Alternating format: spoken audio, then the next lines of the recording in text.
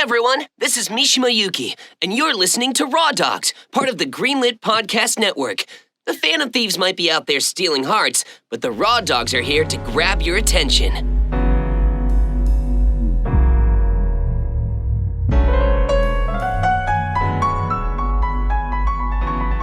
Was half Yingling just because he was like, I don't know.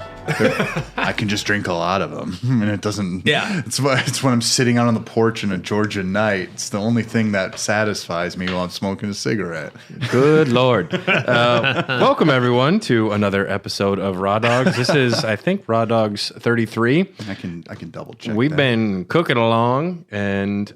Yes. Part of the Greenlit Podcast Network. Check out some of those other amazing shows. Great shows. Raw Dogs is brought to you by executive producers Tyler Keller and Brian Ward.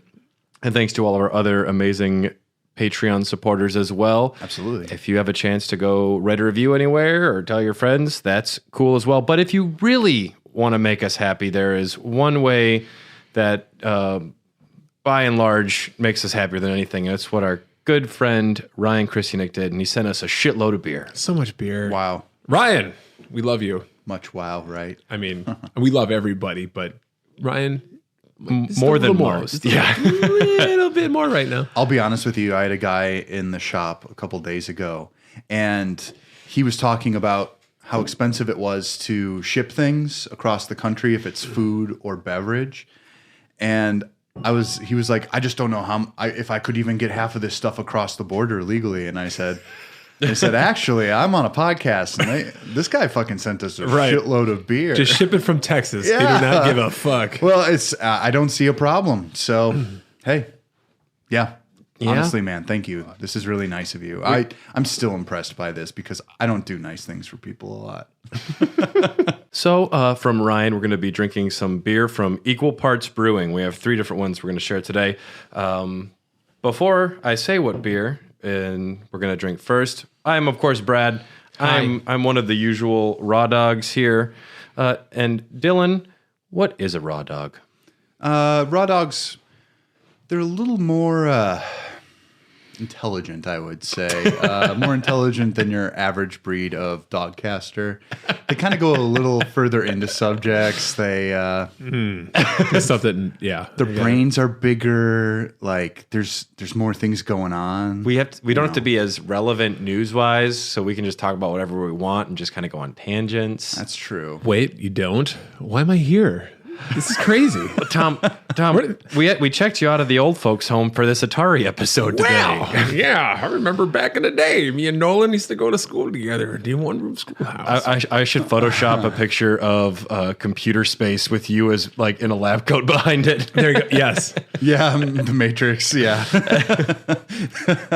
No Photoshop needed, guys. That was actually great. That's perfect. Yep. Do you have a photo of yourself from that time in one? No, this is. That time's a long time ago. Yeah, I wasn't born then, I don't think.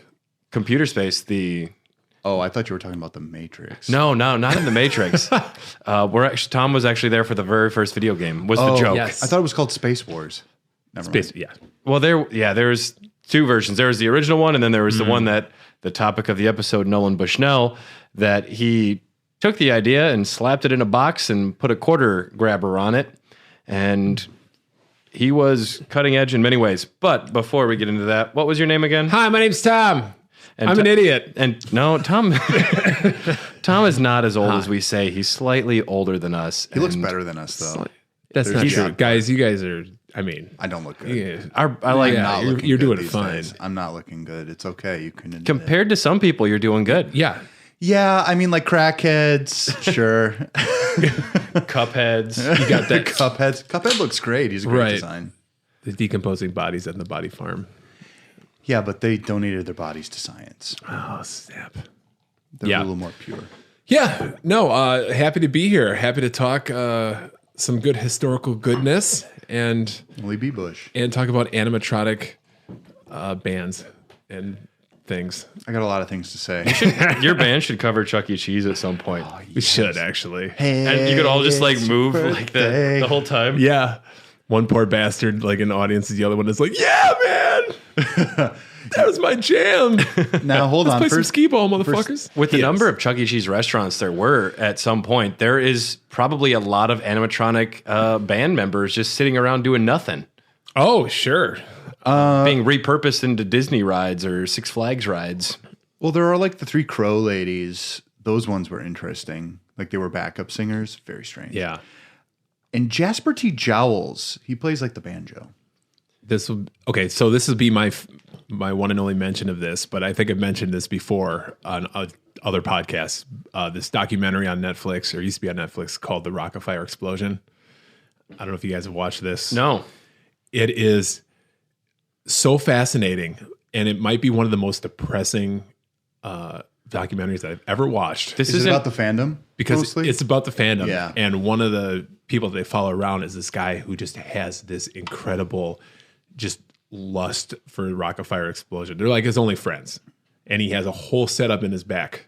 What's wrong with that? His back, he built a shed or something for the whole recreation of the stage. I'm not saying there's anything wrong with it, but just you'd have to watch it. This goes beyond healthy. But I urge anyone to find it, probably on YouTube streaming. But Brad Beer.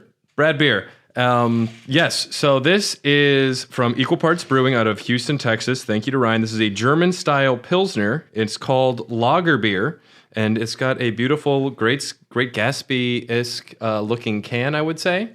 I like it. Yeah. Kind of, yeah. Okay, this sounds good. Lager Beer.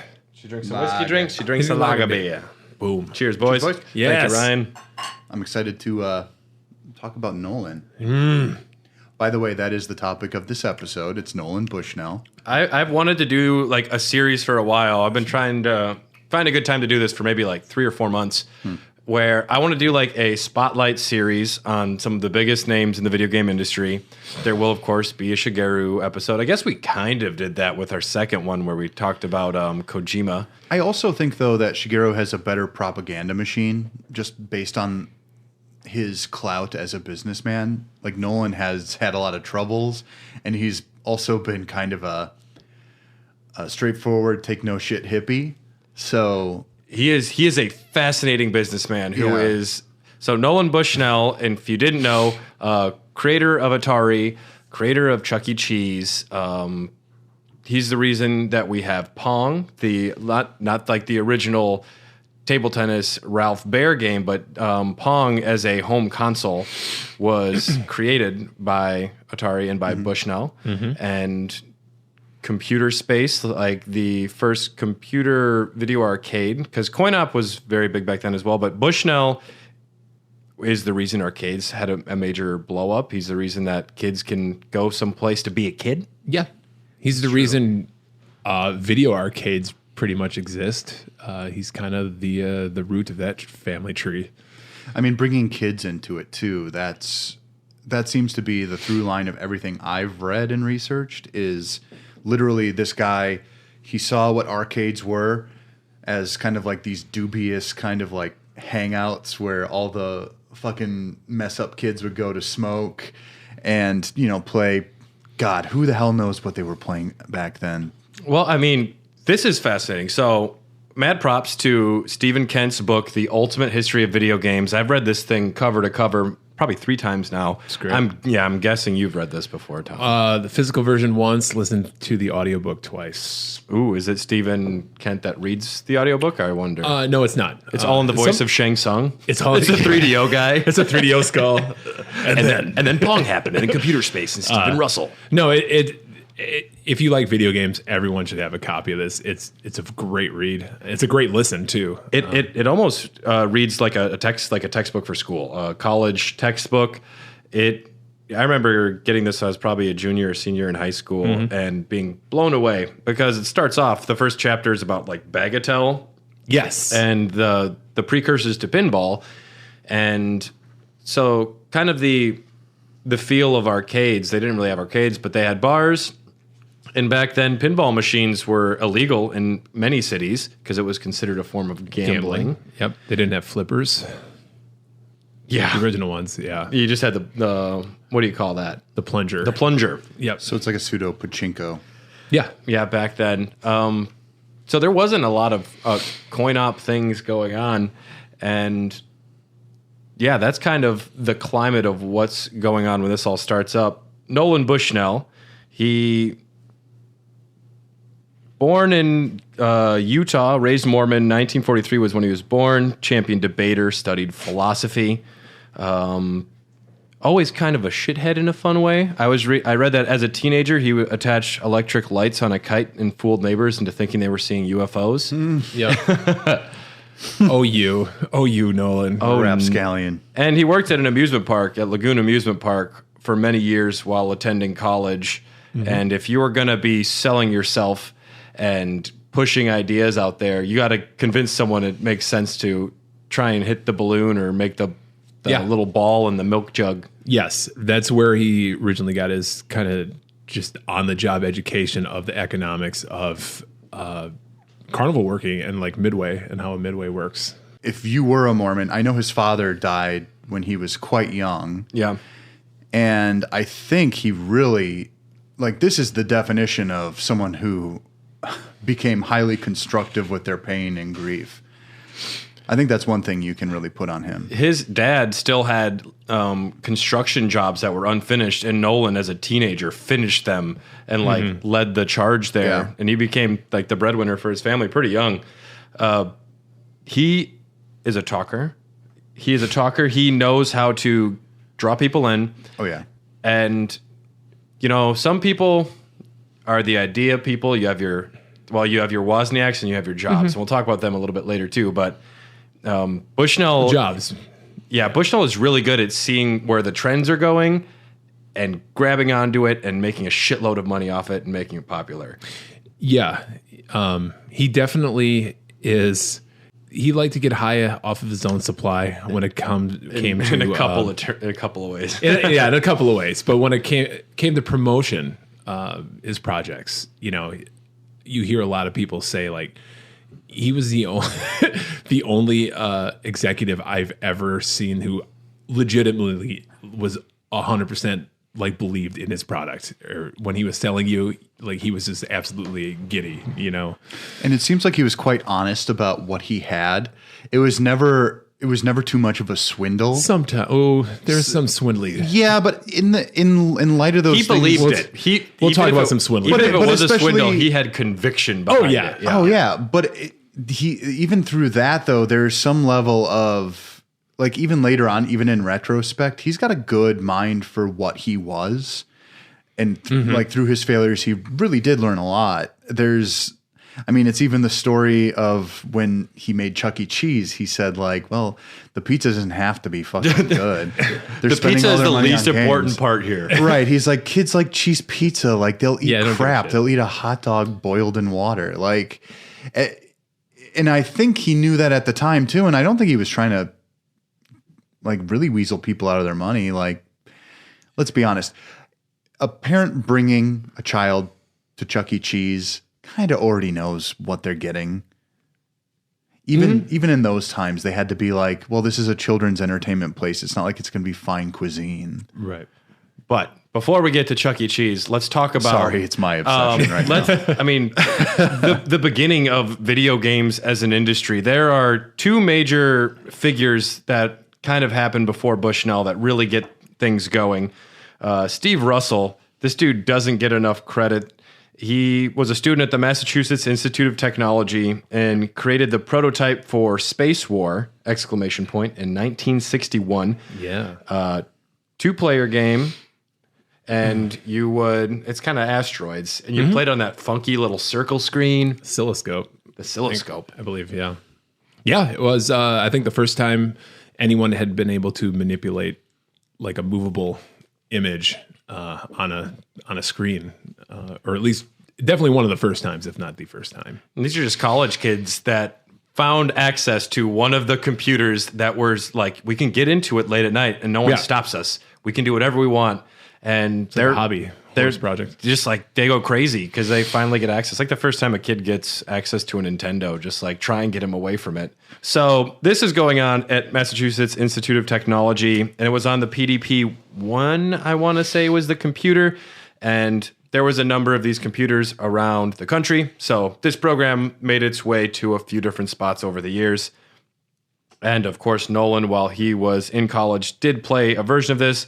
The other person that we need to talk about is Ralph Baer. Mm-hmm. Yeah. Yep. Who is Ralph Baer, Tom?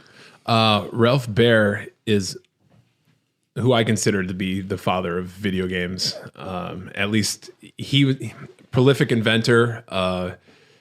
Let's see, he made Simon. Yeah, I forget he made Simon as well. A lot. He made a lot of products. Who did he work for? Sanders Associates. Sanders Associates. Okay, but just a prolific inventor. He made the Odyssey, which is like one of the first consoles that came out, and he was credited. Well, I don't want to say credited, but it hasn't been proven, but it's been settled out of court where Ralph Baer is actually kind of the guy that invented Pong. Yeah. Oh, yeah. I mean, the first one was definitely... Or the prototype of what Pong would become, table tennis on the TV. The games do play a little differently because, at least with Ralph Baer's home console version of Pong, with Magnavox Odyssey, which that came out in 1972, included a number of games right there, and then a light gun was sold separately. They had a light gun for the first console. How crazy is that? Yeah. I mean, that was pretty easy technology, though, at the time. The light gun.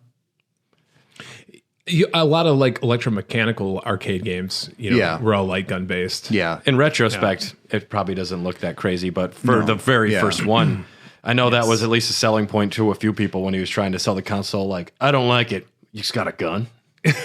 Right. And Republicans were all over it. It was crazy. I can hunt dots. But yeah, that's Ralph Baer. One of my biggest regrets is he almost came to Midwest Gaming Classic many years ago just to do a panel, and he got sick and wasn't able to come. And I was so excited to go check him out. Damn it. Well, R.I.P. Ralph. Yeah, at this point, we have Nolan Bushnell. He's in college. He was stopping his college roommates from using his toiletries by labeling a green spray paint can as deodorant. He could find out very quickly who was using his deodorant. I like it. Rascal. I like it. This is also when he lost all of his tuition money in a poker game and had to get a job at the amusement park. Oh, no. He had to take a part-time job to pay his entire fucking tuition. Yep. Darn it.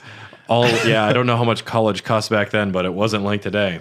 You could just go huck some games at an amusement park to pay for tuition back then. Do you know how often I get these old fucks in at the store who are like, when growing up, we had a cheese factory right in town, and they just let you go in back and stick your hand in it. And I'm like, well, I'm glad I didn't exist back then. And they'd be like, it'd be 25 cents a pound for cheese. And I'd be like, cool.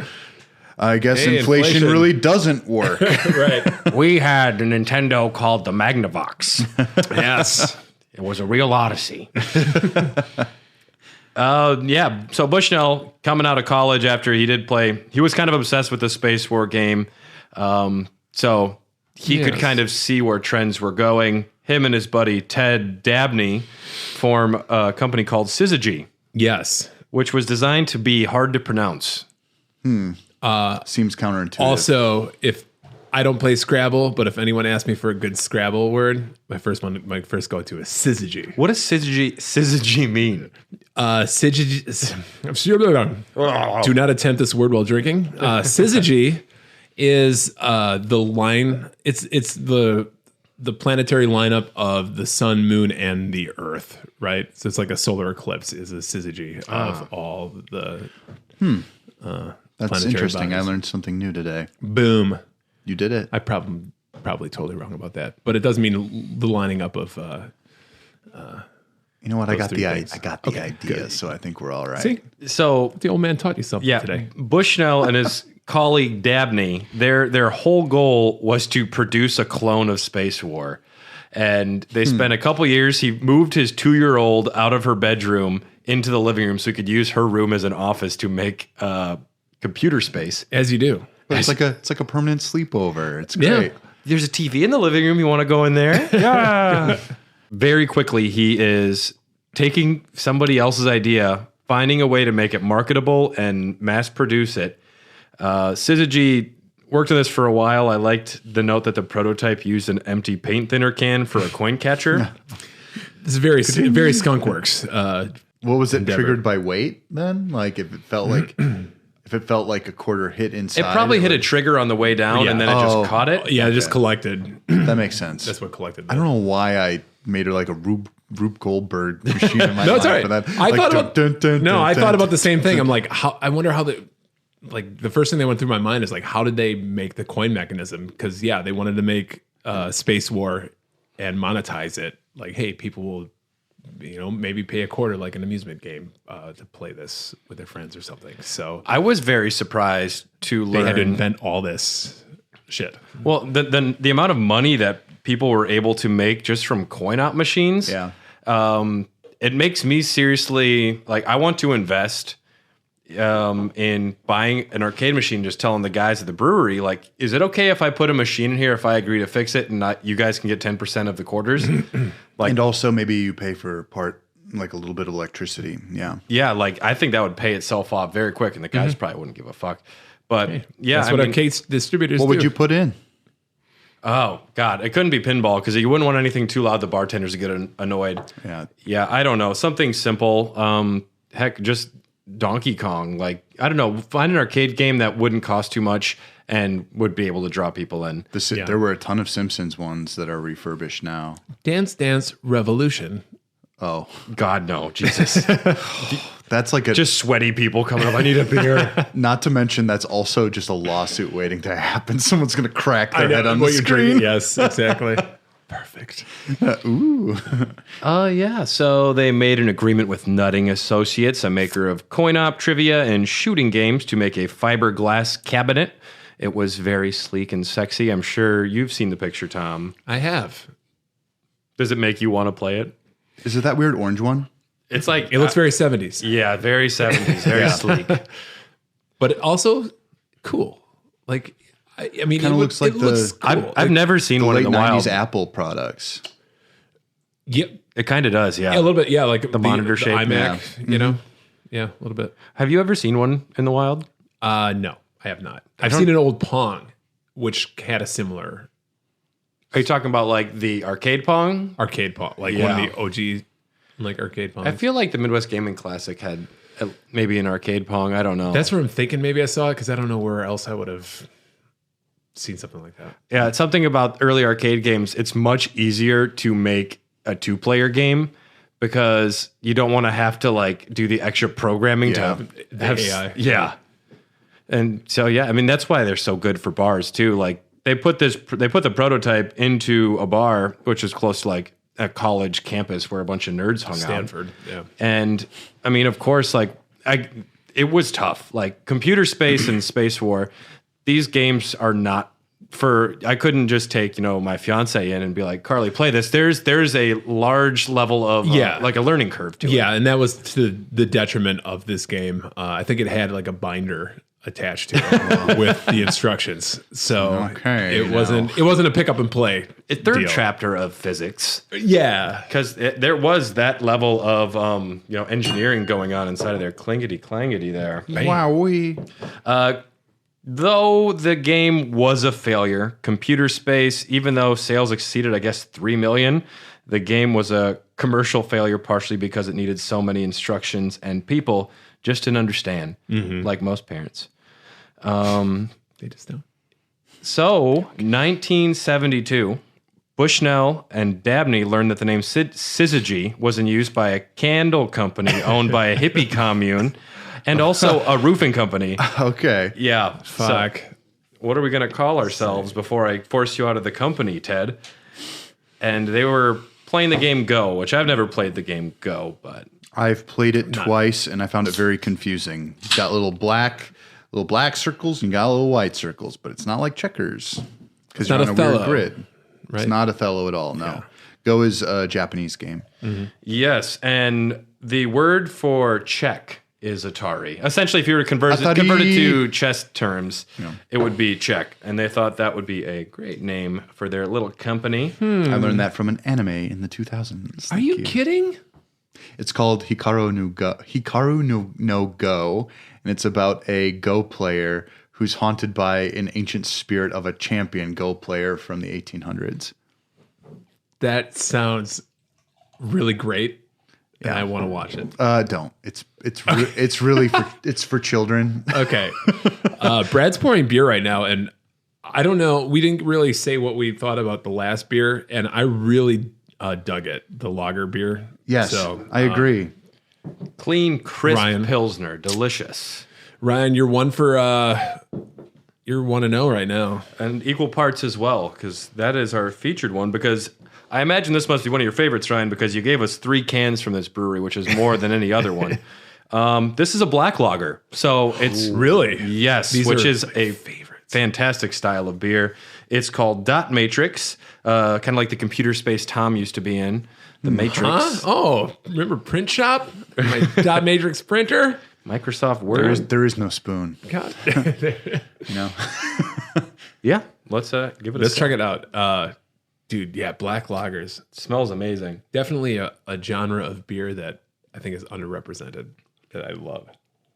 Usually because for some people, I think it's too smoky or too Caramely. Yeah. With all the malts coming forward, it's just so nice, and it's still drinkable, but it's got such like a big flavor to it. There's a bit of a push to it. I don't know how else to describe it. There's like kind of just, it's a little forceful on you. This one tastes good. Mm-hmm. This one tastes good. Dot Matrix. And yeah, That lovely, yeah. After taking my break from drinking, I've been drawn more to the simpler styles of beer, and then also like big old fruity monsters. But like I've been staying away from IPAs. We'll see what I think of our next one when we get to it, which seems kind of an appropriate beer design. We'll get to that in a second, though. I was looking at that. Okay. You'll have to take pictures of the cans. The cans, yeah. For sure. I'll take pictures of your cans. I mean, they're less than A cups, so I don't know what to tell you. Someday, maybe. I think that much bigger. I think they're A+ cups. Damn, thanks, dude. S cups. So within 10 years... Sorry, everybody. Sorry.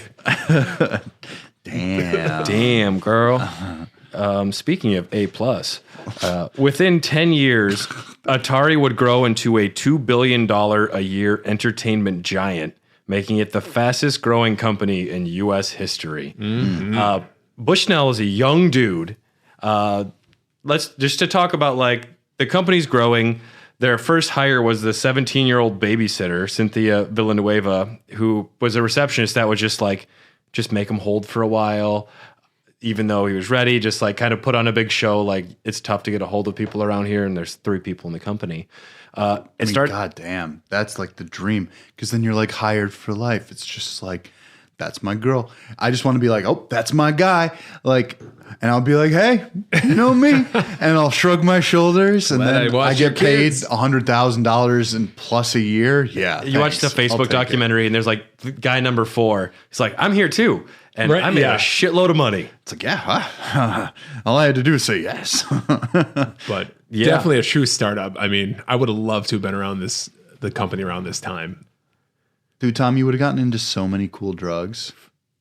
Yeah, I mean, and that's a part of the you would climate. Have fucked so many women. It is maybe a few men. It was a sexual revolution, and Nolan is known for his escapades in that department. And it's not just Nolan; it's Atari. No, it's all of Atari.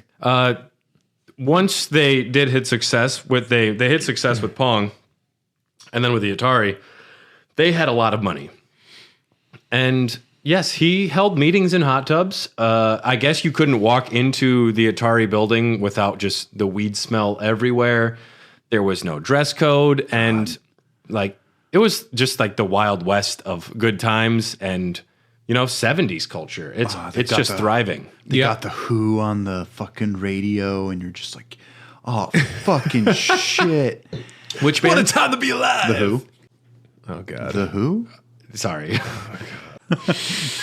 Keeping it raw. That joke was brought to you by Doritos Locos Tacos. That's right. And 3D Doritos. Get them now. So Call of Duty points. The Pong thing. Do you guys know how that came about?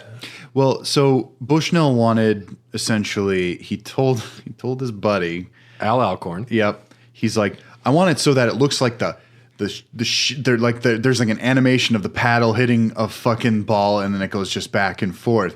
And then he said, well, the best he could do was like 2 paddles that moved up and down from the side angle. And he said, yeah, that was fine. It still worked. Well, and he told Alcorn to make a game, but he just wanted him to make something in like as a proof of concept. He didn't ever plan on Pong being released. He didn't think it would be good enough. He just made a deal with Bally. He's like, just work on something, get it out. And yeah. Bushnell did say like he had some other ideas, but Alcorn, being the genius designer, just made it do this. He added some English, which is really great. English, which is where it hits different parts of the paddle, and it'll like give it like a different angle and speed. Right. So depending on the speed of this paddle moving up and down, if you do it slowly, it'll kind of have this direct pattern, even as you hit it on certain sides of it. But if you are quick to move and then hit it, it will gain speed, and its traction will be slightly different. Yes, and I think we should call out Al Alcorn. He was one of the earliest. He was the first engineer that Atari had. Can you imagine discovering the wheel? He is a big... The paddle. It's just... this dude is a big part of the success of Atari. Absolutely, because Bushnell didn't say, let's make Pong. Like, he just said, do something. We'll figure out what the big idea is going to be. Yes. Then they made the prototype of Pong. They put it into the local bar, Andy Capp's, which if you've had Andy Capp's fries, I think it's named after that bar. It's a cartoon from the UK. It's a cartoon. Yeah. Okay. Yeah. Yep. That same name, Andy Capp's bar. Bushnell goes out to like have a meeting and like hype up. While he eats a sandwich. He's like, we're making this Pong game and it's exciting. I'm going to bring you like a prototype to see next time I come. And then he gets like on the way back home. The prototype had been in the bar just for like a couple of days. He gets a call. The machine broke because we don't have enough room for quarters in the bread pan. And so... Like Pong is an instant success. I mean, the instruction card reads "Avoid missing ball for high score." There you go. Boom. You just took away the binder full of rocket fucking science, and here's your. It is one of those examples of pure rudimentary game design because you have 2 shapes, one line, and then one ball. Like it's not even a ball; it's like basically a square, and then it's just like. Ball hit line return ball. It's pure competition too. Like today, if a Pong machine was just the only arcade game in a bar, a bunch of people could get together, have beers, and just get way too into it. Oh yeah, it's simple, it's fun, and it's competitive, which is what drunk people love. Mm-hmm. Well, those are the games now that have become so popular. We're returning to this philosophy of game design even as the games become more complicated. It's this idea of like infinitely replayable, still containing the same idea of multiplayer focus. Yeah. Like Fortnite is a lot like Pong in a lot of ways. Like if you think about exactly what it's going for, how people can play it for 10 hours straight. It's just, it's finding the gameplay loop that keeps drawing people in. It's the proper loop, but it's based in simplicity. Get to the center. Yes. Shoot the person. It's all the same crap at the end of the day. And that was one of the tenets of Nolan's philosophy for the company was make games that are easy to pick up, difficult to master. Yeah. Yeah, and Pong was a raging success. It was insanely successful. It was, and I mean, granted, he took the table tennis idea from the Magnavox Odyssey, and there was a whole Magnavox sued them, and they had to deal with this in court. But Atari doesn't own the copyright, and they can't stop people from, making these clones. And I guess what is like? Yeah, that was one of the things called out was, whereas Ralph Baer was an incessant patenter of everything that he made. Yeah. Atari and Nolan, at least in the early days, were not. They did not patent anything. And the patent process during that time, it took a long time to get a patent. So even if you did, by the time you got the patent, there were already a lot of competitors just aping your idea. So we had to deal with that. Yeah, so late 1972, Magnavox takes Atari to court for violating the patents. Bushnell denies playing the Odyssey at like a trade show. Later litigation reveals he most definitely did, because they're not going to forget someone the height of Tom. Yes. That is like, I fucking love games. This is great. That's the I don't know if reason they I could- never forget Who Tom. could actually talk to people? Like, oh, you mean the charismatic guy Was Who it smelled ever like weed. who actually looked good and was like, So yeah, was it ever proven that Nolan was there? It was later litigation definitely revealed he did after this Okay. instance. the Yeah. photos were so expensive then, They wound up, it was very advantageous to Atari. It was an inexpensive settlement proposal, a very small upfront licensing fee of $700,000. So everyone else who wanted to use the idea Yes. had to go to Magnavox and pay Right. per machine. So before they won, or they settled this suit before Pong really took off. So Magnavox at the time was like, all right, we'll give you an upfront, we'll say an upfront fee for $700,000, and that's all you have to pay us. Plus, for 1 year, we have dibs on anything that your consumer division, produces. Which is very easy because you say, we're not releasing anything for a year. Exactly. Yep. But once Atari settled and Pong became huge, Magnavox was like, oh shit. And like you said, Brad, they anyone else who tried to make a Pong machine, they're like, no, you don't get a licensing fee. Or you pay for the licensing fee plus we get royalties. Yeah. Yeah. So, I mean, Magnavox, in hindsight, made a very poor decision with this, but at least the Odyssey did get a bump in sales from people getting more obsessed with video games. Like, you can play Pong, a version of Pong at home with the Magnavox Odyssey. Some numbers here. Pong machines were getting $1,200 up front. You could buy yourself a Pong machine from Atari. Cost them about $300 to $400 to produce. They could produce maybe 10 machines a day, and many of which did not pass quality testing. Also, think of it this way: every time that an Xbox Series X or PlayStation 5 is sold, they are losing money. Yeah. They're losing big time money. They're counting on you digitally downloading some crap that they can take advantage of you. Yeah, and that's like long term. They're gonna make their money back. That's something the Atari 2600 ultimately had to do. Yeah. Was sell at a little bit of a loss. What is it, like sell the razors to get them the blades or something like that? Yep. Yeah. That's the home console kind of philosophy there. So The only people these days who actually make money on their consoles is just Nintendo. Nintendo has the Wii. Famously, they made their money back pretty quick because they knew the technology was going to get old faster. So they knew that when they sold it a year later, it was going to be worth that much less. Yeah, Nintendo. Yeah. They're the champs of this. So other machines were collecting $40 to $50 a week in quarters at the time. Pong machines were collecting up to $200 a week. So in 6 weeks, if you bought a Pong machine, you'd be able to make your money back. This was around the time, too, when Nolan started his ideas for Chuck E. Cheese, because he realized people are making a shitload of money off of these machines, and once we sell them, we're out of it. So under Atari, they started coming up with an idea for a family-like arcade pizza place. This is when some of those ideas started.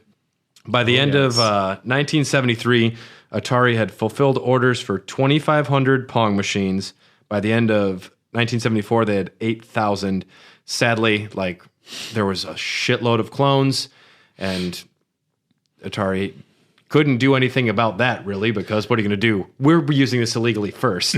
Right. The bootleg market was huge for these because how could you even prove it then, too? Like, there's not as much proliferation of documentation of daily life, even. If someone's got some, backwater programmer in I don't know, Crivets, Wisconsin, who sets Fucking up Crivets. Dude, Wow. that was a pull. Shout out to Crivets. baby. But if they just get one, they buy it off of some dude, and it's just like, all right, well, this is in the bar now. There's no way to be like, you're getting served papers. Yep. What are you going to do about it? So with the advent of all the people that or all the companies that tried to ape the idea, or the imposters, if you will. What does Atari do? They say, let's create our own competition. Yeah, I really like this turn for Key Games. Key Games. Nolan Bushnell's neighbor. Is it Joe Keenan or I forgot who it is, but yes, he walked over to the fence, like Home Improvement style, like, hey, Wilson, hey, Keenan, do you want to be the head of a video game company? That Atari definitely owns and is in charge of, but no one knows about it. Right. Well, it's kind of like a Pepsi or Coke situation. There's 2 to 3 distributors in major cities back then that are putting out their coin-op games. And if you have Coke, you don't have Pepsi. That's kind of what it's agreed upon. Yeah. So if I carried Konami games, let's say me and you, Brad, we distribute to Crivets, Wisconsin. All right. Why? That's because they have a bar there. Okay. Also, way to leave me out, fucker. You're the consumer out in Crivets. Okay. You're running the bar out there. So we are the distributors to Crivets. I carry Konami games, which means Brad, Dylan, you guys can't carry Konami, but Dylan, you can carry Bally games. I love that. And I can't carry Bally games. It was kind of like a law, just an unwritten rule. Unwritten, like, all right, you get your companies. And Nolan and Atari were like, okay, so how do we get more distributors to sell our games? Yes. And funnily enough, Key Games is wildly successful. They create the game Tank, and they were doing so well they wanted to break away from Atari. And in an ironic twist of events, Joe Keenan winds up the president of Atari. Yes. Yeah, later on, they're like, he's doing a good job. We want him to kind of move over there once they did wind up selling out later. Yeah. Once those barriers were kind of brought down and distributors started carrying everything, they're just like, okay, let's buy Keenan games back or fold them back in and put Joe Keenan as the... That guy was just moving to the right house. I don't know if it's it's Joe. Time. I'm sorry, Mr. Keenan, if you're still out there. I should have it written down here. Jay, John, Roger.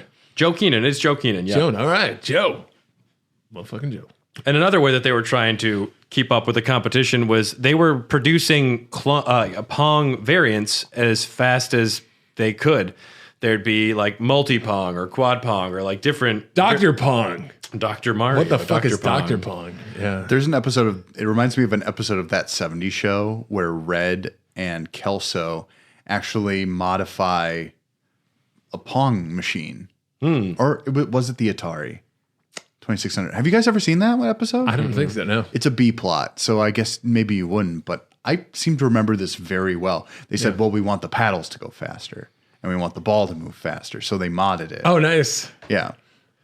But one last thing before we go to break, let's just briefly mention they were making a lot of money.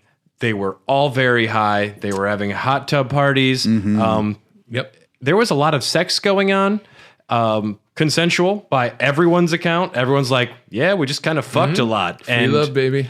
I know at one point he was about to get awarded for a Lifetime Achievement Award, Bushnell, and there was the cancel culture coming after him, and tons of Atari. Recently. This is a couple years ago. Yeah. This is a recent thing, and like a ton of females from Atari came forward. They're like, it was a sexual revolution, and everyone was boning a lot. It wasn't like we were. No one was unhappy.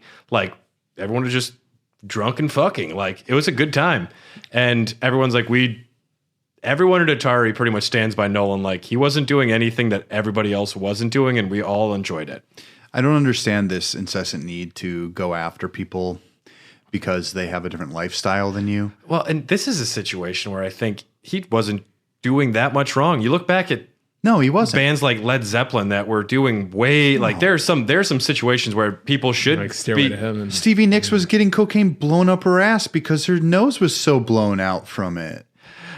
I'm not kidding. I know. That's an actual story. It's just fun to hear. It sounds like it was a pretty fun place to work if you were young and part of the scene in the 70s. This is what people were doing. Content and context is everything. Let's put it that way. Yeah. And before we leave, let's just mention that one of the new games that they created was called Gotcha. because most games were phallic in nature with the joystick. So Gotcha was designed to be played by grabbing two boobies. Yeah. Yes. I like that. Yeah. Gotcha. And okay. Talk about All right, take everything back about the whole cancel culture thing. Well, Gotcha. I do it to my girlfriend. It's fine. She likes it. Like the advertisements for the cabinet You guys is play like Gotcha? Yeah. Well, it's a lady running away from a guy who's like, I'm gonna get you. Yeah, well, I mean, this is the era of Custer's Revenge. The era of Custer's Revenge. We're getting into that. Yeah. But, this was a maze game, and it didn't do that well. But in retrospect, maze games became very popular later on. And at one point, Bushnell was laying out plans for a prototype of a 20-player version to be like played in arcades. I'm like, damn, that sounds pretty cool back then. Yeah, They it's like took the Steel boobies. Battalion. They took the boobies away after a while and just let you play with regular joysticks. What if you could play Steel Battalion with the booby controller? Think of like how many different like nipples you'd need on that thing. I mean, it's basically like Donkey Konga. I don't know. Donkey Konga on a Steel Battalion on a Donkey Konga controller. There you go. That'd be a speed run I'd watch. I mean, I'll be honest with you. Jungle Beat is a pretty good platformer. Yeah. I've never played Jungle Beat, which is odd because I have either. the bongo controllers. It's honestly the only redeeming quality of those controllers. Conga sucks. But really, I was just like, give me a fucking Donkey Kong game. We're going to hear from some of the other amazing shows from the Greenlit Podcast Network. Yeah. We are going to take a brief break. We're gonna get talking about Atari. Yeah, We're going to take a brief break, dude. we're method podcasters. We'll be right back, dude. With a purposeful grimace and a terrible smile, join Nikki and Wyatt as we stomp our way through the history of Toho's Dai Kaiju films in Discuss All Monsters. Are you telling me we're going to discuss all monsters? We won't stop until there isn't a monster left to discuss. Smash that play button like Godzilla and King Kong smash an 18th century Japanese pagoda. Only on the Greenlit Podcast Network. Video Death Loop is a podcast where we watch a short video clip on loop until we just can't take it anymore. Along the way, we'll try our best to make each other laugh and to hold out longer than the other guy. You can jump in on any episode, no need to worry about continuity. Check out Video Death Loop on the Greenlit Podcast Network with new episodes every Friday. Hey, so we just opened. We're back, everybody. Hey, If you couldn't tell by us talking, right? We opened up another beer from our good friend Ryan Christianek. We're joined by Wild Woody, it sounds like over there. From Equal Parts Brewing, this beer looks like it's got a million tabs open and the computer is crashing. This is called Nude Tane. It's a hazy double IPA generated with Mosaic, Ella, and it looks like an experimental hop. It's got a quench subroutine, 8.5% ABV. A quench subroutine. I love it. I was like, what? I'll make sure you guys get to look at the can after I pour some of this out. Yeah. I like programming humor. I love it. Just like that. Just like that news article of you as a kid saying, "I hate farming. I like computers." That is literally the funniest thing I think I had read in a long time because it explains you to a T. Pretty much. Yeah. Yep. It's like I haven't, and it also says I haven't changed much because since I was literally 14. it was literally the fucking farming club. So, over the break, Sorry, everybody. Back to No, that was good. over the break, we decided we're going to save the Steve Jobs working at Atari as a 20-year-old conversation for the Doggies After Dark portion. Yeah. Just because if we get into it, it's going to be too long, and we don't want our Atari episode and Chuck E. Cheese. and it's episode fucking to go long. fascinating. So Honestly, we could have a whole Steve Jobs episode at some point. We might have to Honestly. at some point. So I say we leave it for that. So we're going to save that for a little bit. We'll talk Doggies After Dark for a little bit, but But after dark, we don't delve into things. there'll be a bigger one later. I think Dylan knows what he wants to talk about for Doggies After Dark right Maybe. now. But the next big thing was, okay, well, we have Pong in every bar that we can, and other arcade games we've been working on, but we need a home version of Pong. And The next evolution. we need to get video games in people's homes. So, Home Pong. A console that just plays Pong. Yep. Pretty straightforward. They were able to find a way to make it about $100 is what it was costing back then. That was a lot back then. Was deemed way too expensive for a toy. That's huge. Interestingly, they were turned down by pretty much everywhere including Sears Roebuck, but they noticed the sporting goods section had the Odyssey, so they didn't sell it as a toy. They sold it as a sporting good, which I think pretty shrewd in retrospect. I think that's a good idea. Can you even imagine like the next God of War right next to like kettlebells?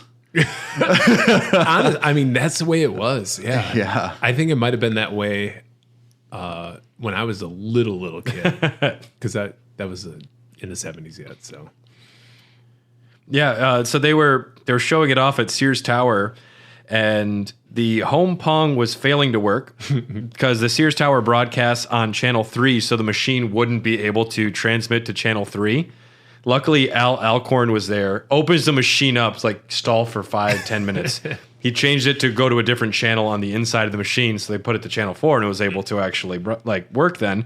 Fucking genius. Bushnell. thank God he was there. Yeah, he was able to promise, he's like, we'll do 75,000 units. And they wanted 150,000, and Nolan's like, yeah, okay, whatever. Sold.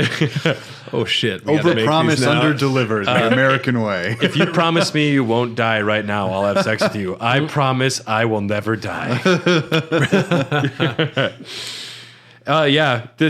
So then they have this deal. They have to make a shitload of home Pong machines. Sears naturally wants to come in and check out the facility. When they arrive, Nolan was sitting in a box on the conveyor belt. It's reeked of weed, and he's just in a t-shirt and jeans. Didn't leave the best impression on him. Come on, TV sucked back then, so you really you had to find your own fun. Well, while you were working was probably not the right And time to stoned ride a out of your conveyor mind, belt. probably. Yes. Let's ride the conveyor belt. When you're a I mean, creative- that's something I would totally do.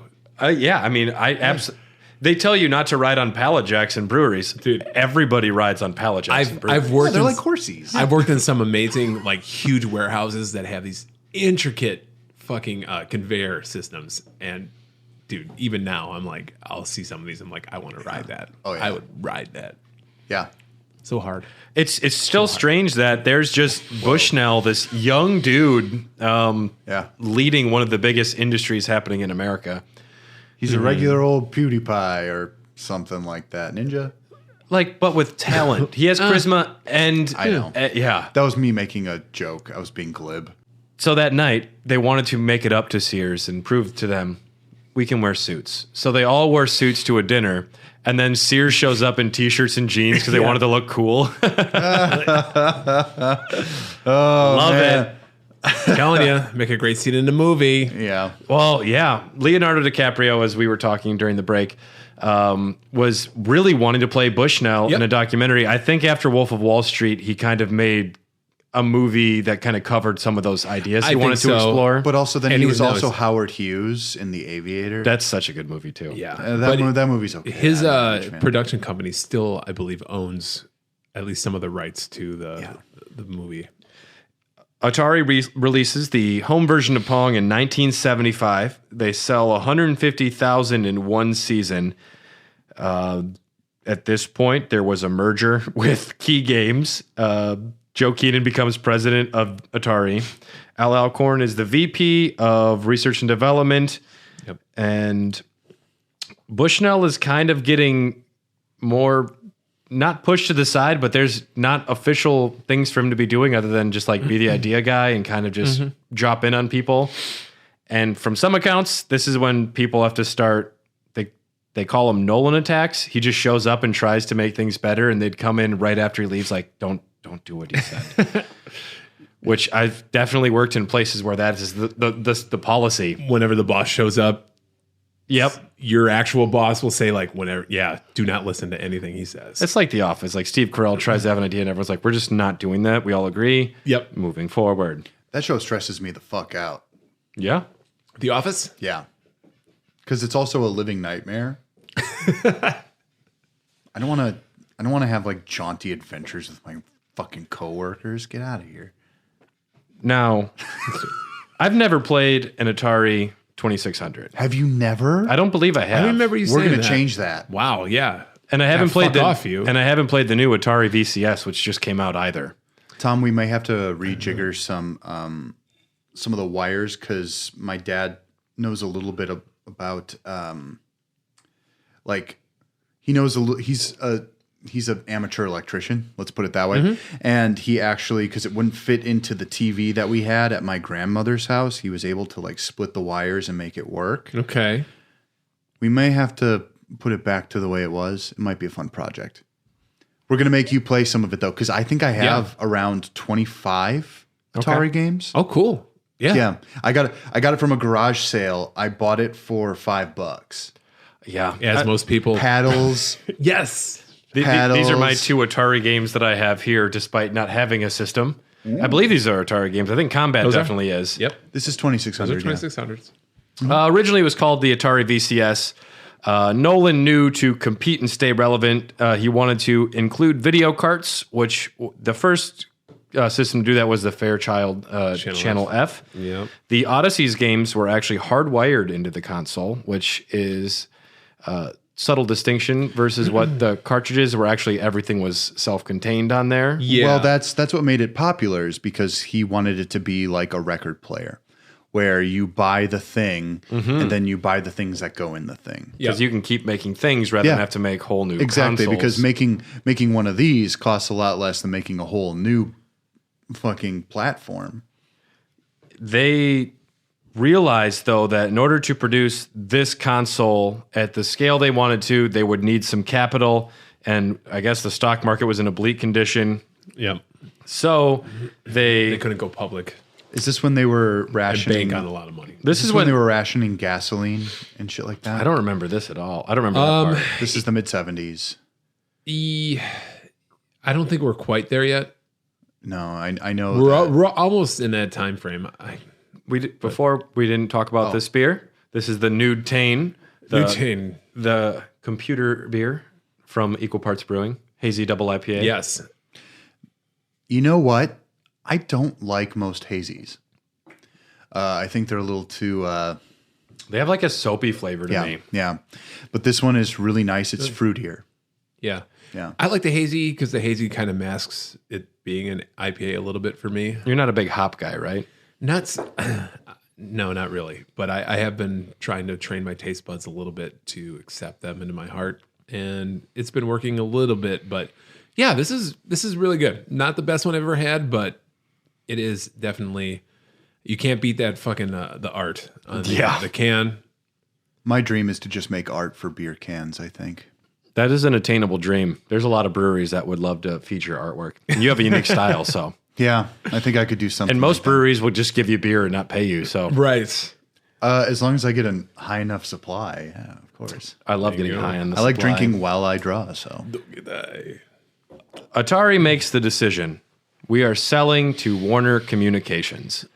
And there were some stipulations in this agreement that Nolan would later, I don't think he would say he regrets. He probably, because he's got a real good outlook on the past. I've listened to some of his like recent interviews, and he's like, I wouldn't change anything. It got me to where I am now. I like what happened, but they sold Atari for $28 million to Warner Communications. He was kept on. And Atari 2600 would release August 1977. Cartridges would cost less than $10 to produce, and they could sell for $30. They were not making that much money on the physical consoles, but they were unable to get most of the 400,000 units on shelves for that holiday season, which caused a giant rift in, at least from Bushnell to Warner, about the future of the company. He was seeing the VCS is kind of being outdated. There was already other consoles coming to market that were going to be competing, the Coleco and a number of other ones. But his stance was sell off the remaining inventory. Yeah. The market is saturated. We need to move on to the next thing. It's over. Yes. And Kassar, what's his name? Ray Kassar was sent to Atari by Warner to assess the situation. Essentially, they were sending him to say, we should kill it, because that's what they wanted to hear. But Ray said, I see a lot of promise, and I think we should do something with this. Yeah, and I think this part of the story really goes to kind of help sum up Nolan, at least his approach to what he does. And he has a short attention span. This guy has ADD. I've heard him say, the people say he has the attention span of a dog. A dog, yes. Yeah. So Something we have in common. I think he thrives at the gestation and the genesis of businesses and just building them up. And then once he gets them up to a certain point, he tends to maybe lose a little interest and then go on to the next, or want to go on to the next. I would describe that more as a God complex. Well, God creates the world in 7 days, and then he kind of says, "Let's see what happens." Well, he's jumped around a lot, but to get back to this, where Ray Kassar comes in as kind of the new CEO and says, "Hey, we have the Atari 2600, the VCS is out. We don't want to abandon it if it's not selling great right now, or we don't think it's performing. How do we make it perform?" Whereas Nolan's immediate response is, "This thing isn't selling. Let's make a new fucking console." Yeah, let's move on to the next Instead thing. of hey, let's just let this thing, let's figure out a way to make this successful. That this thing that we already have. To him, he's at the finish line, and Right. to Kassar, he's there's a lot That's of old technology. Let's keep going. the race has barely started. Right. That's his brain. I listened to a podcast with him yesterday, and to recent years even, he'll make a list at the beginning of the year of 10 things he's never done before.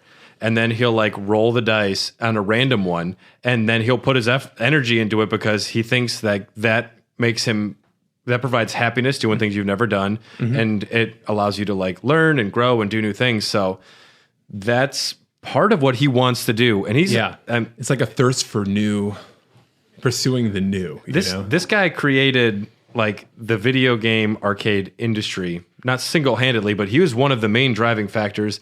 Then he moves into Chuck E. Cheese. He started 20 other companies, and he's one of those people that he can spend money as fast as he makes it, and he has a good time doing it, and he changes everyone's opinions on the way. He lives life. Very fast and very hard.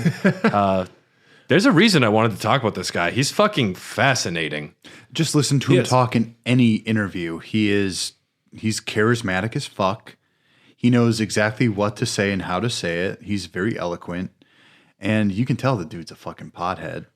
Because he'll slip a few, he'll slip a few words in there, and you're just oh, I know what you're up to. They had fun. They had some fun back They don't then. hide it. God, yeah. man, yeah. Now, November 1978, Bushnell was forced out of the company after a dispute with Warner over its future direction. After the meeting, he was with Warner. He was discovered holding a private meeting saying, "This is what we're actually doing." As soon as that happened, boom, you're gone. Yep. And I mean, that's what happens. that's what happens. He was fucking around probably when he shouldn't. At this point, he's a millionaire. He owns homes in 7 different cities. He owns a mansion in Paris, on the same block as the Eiffel Tower. This dude goes hard. He owned 2 private jets.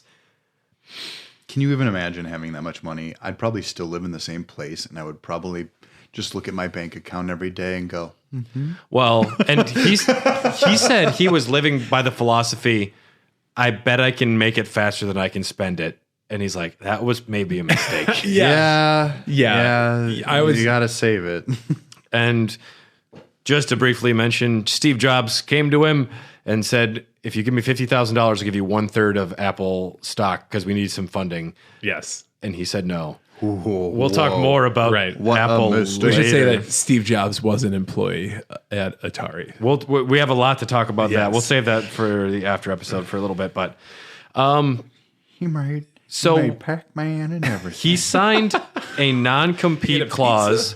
For 7 years, Nolan couldn't be involved in the video game industry directly. Yeah. Yeah, that was part of his Ain't that getting put on the beach. fucking crazy, though? That's fucking nuts. Well, he signed that. He's like, know. He I'm didn't working think for twice. Atari. I'm not going to need to. Those The are pretty whole- common. No, yeah. And it's the same thing with movies and television shows and stuff like that. But usually the agreement is 2 or 3 years. It's that's what Charlie Sheen had to do for when he got fired from 2.5 Men. I don't know why I know that. I just know things. Tiger blood, baby. It's got that. You got the tiger blood running in your veins. Yeah, well, I'm straight up wizard. Yeah, but Nolan still made a percentage off of Atari's profits. He even was when he was doing okay. he was doing all right. So one of those houses, you're fine. He was doing so well that he was able to buy Chuck E. Cheese, the property, on the way out. what was it, for 500 grand at the rate of $100,000 a year. Yeah. And just the one location that had he had open, he's like, this is going to make money very fast. Yep. Well, he basically did this. He came up with this idea apparently in one night. This is called the lore. cocaine. And that's how every pizza business in the history of pizza has been invented. No, sometimes it's the love of an Italian mother. Okay. Okay, so I will give you that. Sometimes it's Italian mother, every other time it's cocaine. You have to actually be Italian to have an Italian mother, though. I will say, if people know me, I used to work for a pizza place. So did I. And I know that at least one was started on a lot of cocaine. I'm not going to say anything about Rocky Rococo. I'm not going to say anything. Rocky Rococo. Hey, I'm not going to say anything about the man who basically taught me how to cook most things. Okay, but stay tuned for Dogs After Dark. well, Now, so bars like video games and pinball machines were mostly associated with after hours, with bars, not places for kids. And there was kind of a stigma to it. And around this time, pinball machines were Dirty teenagers. pinball machines were legalized. Like legalized pinball actually happened in a court. Like that's just bonkers to me in itself. in relatively recent history, this is the end of the 70s. Yeah, Chicago. Yeah. There was no pinball in Chicago until like 1979 or Because they had to prove it wasn't gambling because it was skill based. They had a guy in court show like, this is how you get the triple score and I'm the man. Can you imagine being that guy just like showing off how badass he is in court playing pinball? Yeah. Now you do it, Judge. There's a good Netflix series at least in there. Oh, absolutely. I'm going to go back to The Who. But Pinball Wizard. yeah, so this is a time Played by Elton John in the movie Tommy. This is a time when video games are being associated with mostly bars. And Nolan's idea, family friendly, give the kids a couple of tokens on the way in to get them started gaming. It takes a while to make pizza. It doesn't matter if the pizza's good. And then also just put like some animatronic shit there for the parents to watch while the kids are playing and everyone will be happy. Well, now, did you know that originally when he was coming up with the idea, he went to what's called like an amusement park expo, and he was looking for a character to be the mascot, and he sees one in the corner and he says, "Oh my God, look at that fucking thing." And he's like, "It's a coyote." and then he like buys it, and when he gets shipped, he gets so pissed off because when he opens up the package, he sees a big pink tail and he realizes that it's a fucking rat. It's a rat. And he's like, "How am I going to sell a fucking place with a rat as the mascot?" So, yeah. Wait, so your restaurant's mascot is a rat? It's a rat. Yes, it's a rat. I don't remember what it was originally supposed to be called, but it was something like Coyote Pizza. Coyote Pizza. Yeah. Yep. And I will say, ugly. Chuck E. Cheese is a good name. It is. kind of. It's better than Rick Rat, Rick Rat's Pizza. No, I fucking love Rick Rat. which was the original. Well, there was a what he play thought. on Mickey Mouse. Right. Yeah. Well, I mean, in another universe, no, he's the next fucking Walt Disney. But I mean, He's just like bastardizing Mickey Mouse. Like, we'll make him a rat. I mean, it's fine. I mean, Oswald the Rabbit came before. We're gonna sue you, Mickey. bitch. Here's but it's like making a cockroach here. Yeah. Let's open this restaurant and let's have a cockroach as the We have a Euro place with a cockroach mascot. Carry the cockroach. I mean, it's absurd when you think about it. Yeah. I think that's the most entertaining part of it is that the next day he had to do a fucking pitch and he's just like, "Oh, it's a rat." And I don't know. Have you ever heard of why it's named Chuck E. Cheese? Yeah. Is because it's the 3 smile rule. You have to kind of smile 3 times during it. Yeah. Yeah. I bet you I can say it really piss off Chuck. We have opened a portal to hell, everybody. Yes. There's a portal. Oh, God. Oh, jeez. We are singing it like Lamb of God. Rock of fire explosions going down with the ship right now, everybody. And this has always been the most entertaining part of it is like the character creation, the pure.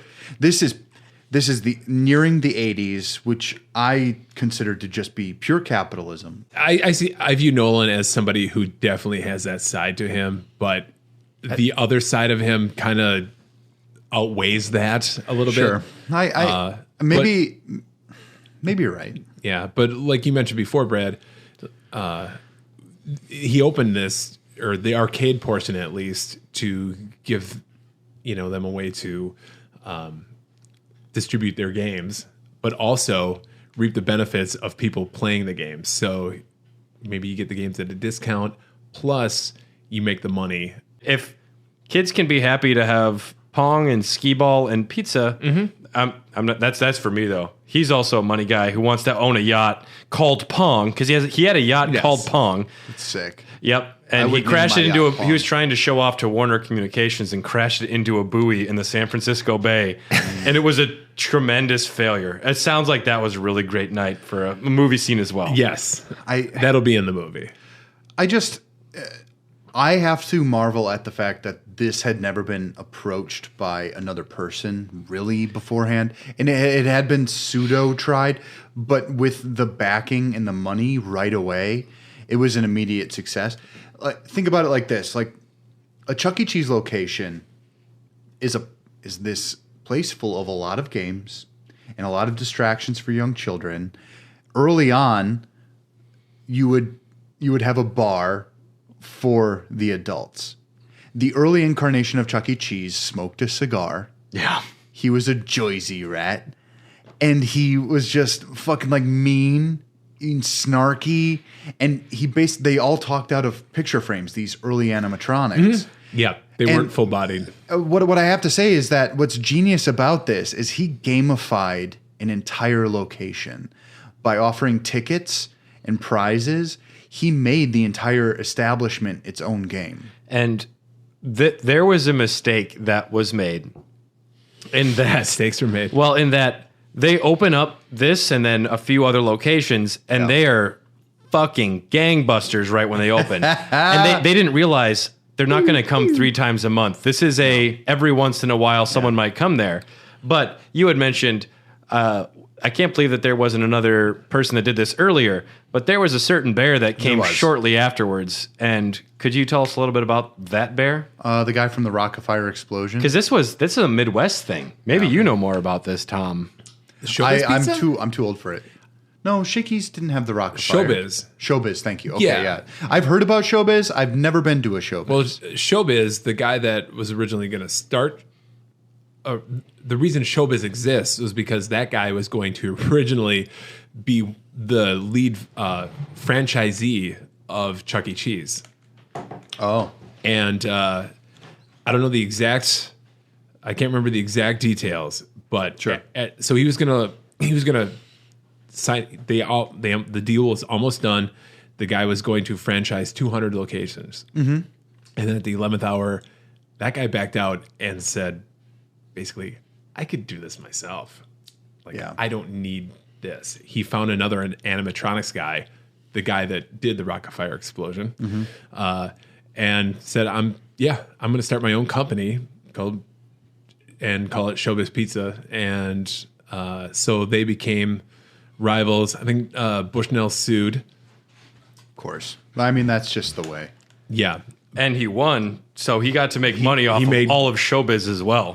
Right. So, yeah, he did get a percentage of their profits. And then in the end, I don't know if we want to skip to the end of that story, but sure.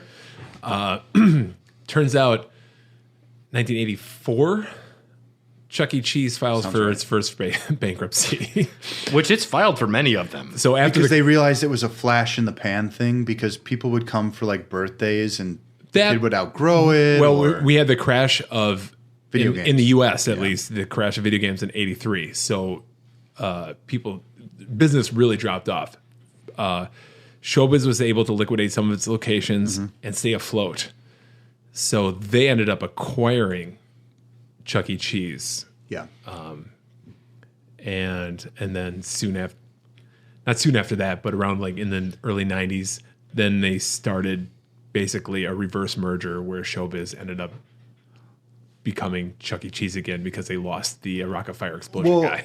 Well, what's more or less fascinating, anyone let them have the characters, is that they kind of like amoebas, they they glommed on together. And in some locations, You could see both of them. you can see both of them, one of them, or none of them. And it creates this almost like Mandela effect in the psyches of children growing up at the time. Because if you talk to one kid, they'll say, like, at the place I went to, it was like this. And the other one would be like, Right. wait, what? Because you're used to, with these franchises, having them being so homogenous that everyone gets the same exact experience. This has created a weird thing in our society. I'm not even joking. I talk to people about this a lot. I'm like, what did you have? The Rock-afire, or did you have Are you or did you have Rock-afire? Munch's Make Believe? Right. It's Munch's make believe. That's my first question on I my just love Tinder. Yeah. yeah. Rock-afire and Munch's make believe. Come Yeah, on. I mean, it's a good question to ask because I honestly think like it's what's the name of that film critic who just likes recently to. died? He interviews people. Oh, I forget. Oh shit! Is that Ebert and Roper? Lipton. James James Lipton? Lipton. Yes, thank you. Yeah, that would be one of my James Lipton questions. So, What's your Tell me. favorite? What's your favorite swear word? Now Bushnell was also busy doing a few other things. He was heavily involved in robots. He was involved in digitizing maps with the company. That would be the forebearer of Early Google GPS, Maps and GPS. He created a ETAC, company that ETAC. Yep, he was involved in a company that would become what was sold to Lucasfilm, which became Pixar eventually. He was involved in some of the earliest like digital animation. Yeah. Yep. But during these Chuck E. Cheese times, he also wanted to get back into video games. And this was a smaller blip in this book, but it's a fascinating part. I want to say Sente? Sente. Yeah. Sente? It's still a term from Go, so maybe Dylan knows. Barely. Checkmate. It essentially is checkmate in Go. So it's like, So Atari was check it's like, no, fuck you. in Japanese. Yes. Yeah. So we're I was coming busy back reading with subtitles, yo. Well, and Bushnell is having his Freedom Day party in 1984, the day he is finally able to compete again. The dude was talking it up his Freedom Day It's parties. the Wonder Woman year. Ooh, Wow, when she comes back and fights a cheetah lady. it could be better. It could. Oh God, a meme. Atari's good, but it could be better. it could have yeah. I love memes. Nothing would Sente. make that movie better. But yeah, he was hyping up his own coming back party so hard that Atari sued him like, you broke your contract. You said you wouldn't compete. You've been competing for the past It's year. April. You don't come back till September. Yeah. Yeah. Some stupid shit like that. So he actually had to put off his Freedom Day party, but so this is straight up a scene out of Silicon Valley. He rents a warehouse, has jungle animals brought in, and then he bursts out of a box and introduced the new concept for Sente machines, which was arcade cabinets that could have interchangeable cartridges. So Neo Geo. a great concept, if you ask me. It's honestly not a bad concept. But can you imagine renting out a warehouse and bringing jungle animals Yes. in there and like having a big fucking party? Brad, I have a very big imagination. Yes, of course I can. That's a Nolan thing to do. Well, I get a lot of. Do you guys watch Silicon Valley? I've watched the first season. I've never seen an episode. Oh, you guys would love it. It's such a good show. He reminds me very much of Ehrlich Bachman, the guy who just runs an incubator for Yes. businesses and winds up getting credit for everything. Yeah. Deservedly or undeservedly sometimes, but this is his I'm coming back, and everyone was ready to jump on board because Bushnell is the guy who created Atari, created Pong, created the video games. How could he go wrong? They went bankrupt pretty quickly. Yeah. Chuck E. Cheese fell. Bally purchased Sente, and they went bankrupt themselves. Everything kind of collapsed pretty quickly there. I only wish I Yes. could get into the eras of how Chucky dresses and how his face looks. I'm not going to get into it on this because there are very distinct eras. The newest Chuck E. Cheese is the worst. You mean looking. Charles Oh, Entertainment? for sure. Cheese? Charles Entertainment? Yeah. Yes, of course, duh. Yeah, that's.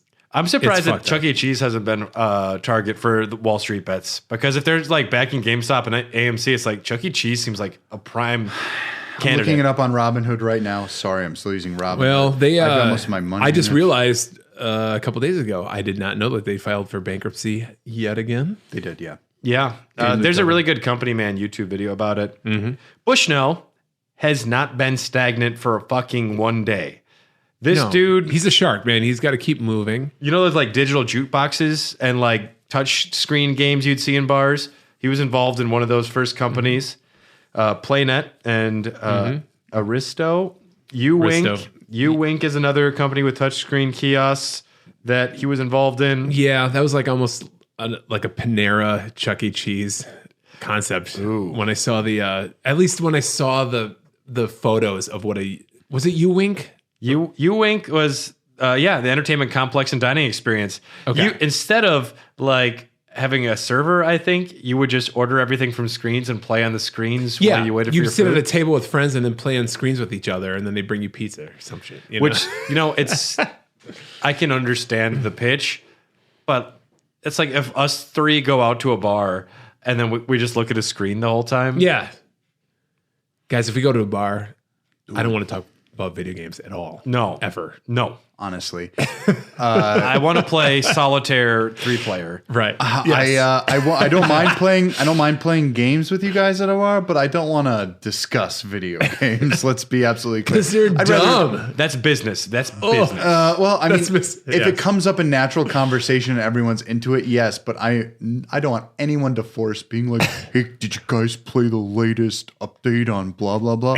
I'd be like, "No, I didn't fucking do it." It's you don't see him that often anymore, but I remember going maybe 5 years ago to a restaurant that had like a screen you could like play things on while you waited, and Like a Chili's. they try to like upcharge you to like play things. I'm like, what is this shit? Oh, man. I'm sitting here at Chili's with my Yes. family. I don't want this. No, you So don't. CEC Entertainment Incorporated is still selling at $53.98 a stock.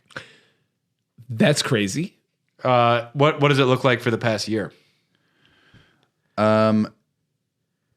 Honestly, hold on. Like, is it a bump that's happening right now? This might be old data. Hold on just a second. Wow. 'Cause, yeah, their debt ratio is insane. It's huge. It's not good.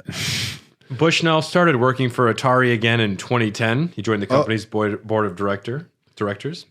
That's right. Yeah. I forgot about that. Yep. He worked for Modal VR. It was a VR enterprise to train security forces. He was a co-founder of Anti-Aging Games, which features memory, concentration, and focus games for healthy people over 35. Yep. Brain Rush, and that's for educational software. And then currently Global Gaming Technologies Corporation. He's appointed CEO and chairman. And yeah, this dude's busy. He's hustling. He's still providing products to people. I would love so much to spend some time with this man. I would definitely love to drink a beer with this guy. This is a guy, I don't think I would ever want him to be CEO of anything for a long period of time. No, That's he's not the what he idea does. guy. You'd pay him to be your idea guy. Yeah. Pay him a lot to do that. He's an idea guy, but more so than I think than Steve Jobs. Like, he had at least a semi-proficient technical understanding of like how things worked. And I think that set him apart. But at the same time, you know, the ADD of just like was new. I mean, just being almost too far ahead of the curve. Definitely. To his detriment sometimes, but Yeah. this dude saw the opportunity in Space War, created computer space. Yeah. He saw the opportunity in the Magnavox Odyssey. Al Alcorn created Pong, but Bushnell made it. Produced it. Yeah. Alcorn gets all the Alcorn credit for could that make whatever one. he wanted. Without Bushnell, it would never have been a thing. And without Bushnell, Joe Keenan would never have been president of Atari. He would have been some guy, other person's neighbor. Without Joe Keenan, buying that house next to Nolan Bushnell. So It's a fascinating story, and got it. Such a big fan of Nolan. I remember reading this book for the first time in high school and just thinking, wow, this guy sounds like the coolest dude ever. He parties and makes video games. yeah. Yep. And then as an adult now reading it, I'm like, he's a shrewd businessman who partied way too hard, but had a lot of fun and made some cool games. Yeah. Well, in the mid to late 2000s, he had a company called Uwink. Yeah. And Uwink they were devoted to making those touch games you see in bars. We talked We about just this talked already. about. Where were you? I was This looking was up like a couple minute conversation. I was looking up stocks. I was looking up so it's owned by the Apollo Touchscreens. Let's talk about these. I thought I had something to say. No, I that's obviously awesome, did not. No. I was talking about how they got absorbed by something called the Apollo Management Group, Yeah. and they're still doing pretty well. I'm Apollo Global Management, and they're running a little bit higher even from the stock that we saw earlier, which apparently was from 2014. I'm not sure why that's on Google anymore, but So Bushnell was asked many times, but like about you were offered an opportunity to be one of the pillars of Apple computers. You missed out on being a billionaire. How do you feel about it? And he's like, honestly, like, yeah, it sucks. But if I had been that billionaire, I never would have met my wife. I wouldn't have my current family. Nothing would have happened the way it does. I wouldn't change it. Like I would say that too if I had said no, because Yeah. got to rationalize God it. damn it. It's better than fuck. My final thoughts, go pick up Ultimate History of Video Games by Stephen Kent if you are interested in anything we talked about tonight, because it also goes into Nintendo and Sega and everything else in between. I would say pick it Say up. what? If you listen to video game podcasts at all, including this one, anyone, pick up Ultimate History of Video Games. For me, it's like ground zero of if you want a really good just book about, I think the latest edition goes up to like Pokemon or PS2. Do it. Fascinating. Yes, do not pass go. Get it. It's great.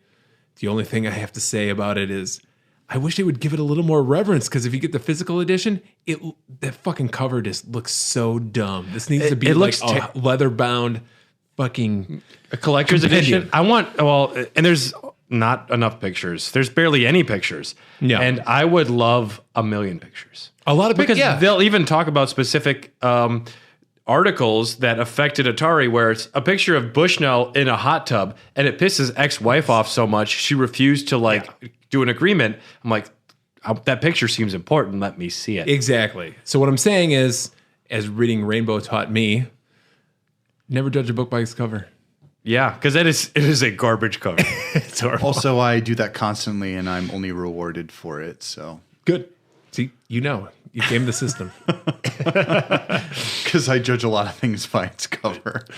I have nothing else to say about Bushnell for this episode. I could talk about the so characters much. in Chuck E. Cheese In- for in- about 3 hours. In Doggies After Dark, we'll talk a little bit about the new Atari VCS, and we'll talk about Steve Jobs at Apple. But that's all that I have to say. Do you two have anything else you'd want to mention tonight? Yeah, I think we barely scratched the surface. I would love to do just a full-on Atari, history multi-episode. Talk about the Kassar years with like when the 2600 was in its heyday, and then the Crash could be its own series as Without well. Ray Kassar, we would not have Yar's Revenge. So, because that's Ray backwards. So, That's a decent game. Tom, did you know that I have played and reviewed every single game with the Turbo Graphics in the last 2 weeks? no, I didn't know that. I have. Why'd you do that to yourself? I have. Well, I hate the fucking Turbo Graphics. and I realize this is Doggies After Dark stuff. We've transitioned. Well, Dylan, how can people reach out and support us if they want to? Well, they can find us on Patreon. Hair of the Dogcast on Patreon. Hair of the Dogcast on all of our social medias, essentially. If you want to donate to us, that is absolutely fantastic. You are going to get extra content, even starting at the $3 range. The farther you go into it, the more you can dictate what we do and what we talk about. Give us enough money or send us enough beer, and we're your friends for life. Enough. We are truly stray. is We are enough truly beer? stray dogs. We want it, and we gotta have it. And when he says enough money or enough beer, it's not much. Just like if you give us like $5 or throw us some beers, we will worship you. We are humble. We are humble dogs. That's definitely true. Yeah. And yeah, if you support us at like $5 to $10 range, if you support us, you can even choose an episode. The previous Dogcast episode, we covered the Resident Evil games. That was a really fun one. In a very broad sense, we did that for Ryan, who gave us all this beer. And the next Raw Dogs, we were doing the lore of Diablo, which is fun because I've never played a Diablo game. It's all like bastardizations of the Bible. So, that's a book that I pretended to read in school. So that's a book I've actually read all the way through. Good for you. Because I'm a funny agnostic. I just read Neil Gaiman, so I thought that was enough. That's fine too. Yeah, that works. It's actually quite out. close. Yeah. And if they wanted to reach out on Twitter, Tom, how can they do that? At Hot Dogcast. Go ahead. Just fucking shout at us. We'll answer. Hot dog. And we'll respond and do all these things. Yes, Thanks for listening. This is the Raw Dogs. Thank you for checking us out. We're going to be doing the Diablo lore in 2 weeks. The Dogcast will, of course, be next week. We are sharing a podcast because we're such good friends. And What? Nolan, if you're listening, or Alcorn, if you're listening, or anybody that's involved, Can you Cynthia imagine? Villanueva, if you're listening, heck, Cynthia, we'd love to have you on. we would Got a few love, questions. we would talk with any of you. We'd love to have you. So thanks for tuning in. If you want to hear more about Steve Jobs, the founder of Apple Computers, and his time at Atari, join us on Patreon because we're doing Doggies After Dark. And we might talk about the VCS if we have time as well. So Can't wait. thanks, everybody. And if you're a Patreon subscriber, we'll be right back to talk a little bit more. Thank you. Thank you very much.